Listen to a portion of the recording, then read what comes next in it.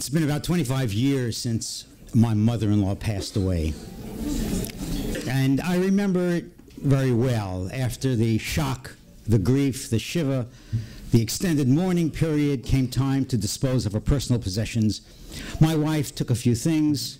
Her sister-in-law took a few things. The rest went to charity, except her fur coats. My wife steps up and says, "I want the fur coats."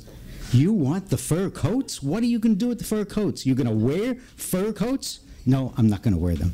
I want the fur coats. They were very meaningful to my mother. I want the fur coats."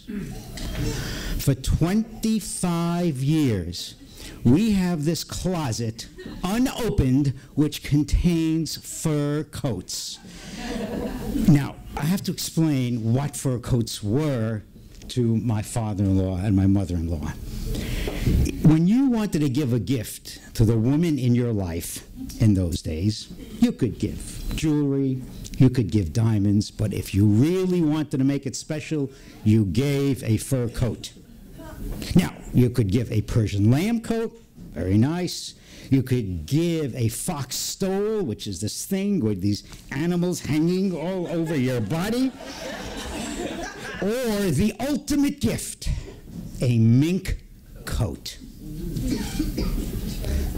We have these in our closet for 25 years. Throughout these years, we keep saying to my wife, what are we going to do with the fur coats? "I don't know. We'll do something with the fur coats. We'll do something with the fur coats."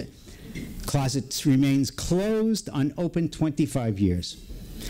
My oldest daughter moves to South Orange, New Jersey, small little town, cute little town. She says, "Mom, there's a fur shop in the town. Why don't you stop by and ask her what to do with these furs?" "Oh, good." Well, this last week, I'm going on an outing with my granddaughter through South Orange, and we stop at the fur shop. I said, I'm going to go in. So you don't just walk into a fur shop. You have to ring the bell. We ring the bell. Woman comes out, and in this thick European accent, "May I help you?" And I said, "Yes," and I explained about the furs that we have, and what can we do with the furs? And she says, "Donate them to charity." "Well, maybe we can make take a few pieces. Please, donate them to charity." I come back and I tell my wife what the furry lady said, and my wife is, "You mean she didn't want to see them? She didn't want to touch them? She didn't want to feel them?" I said, "No." So she said, "Just donate them to charity."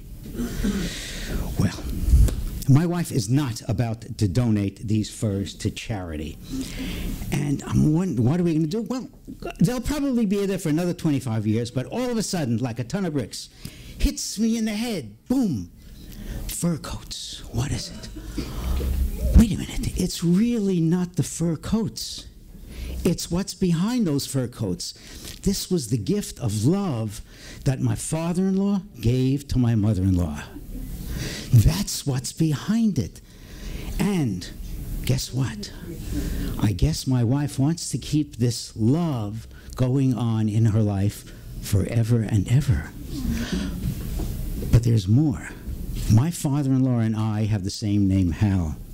And maybe those fur coats in the closet are a symbol and sign to me that love is what it's all about.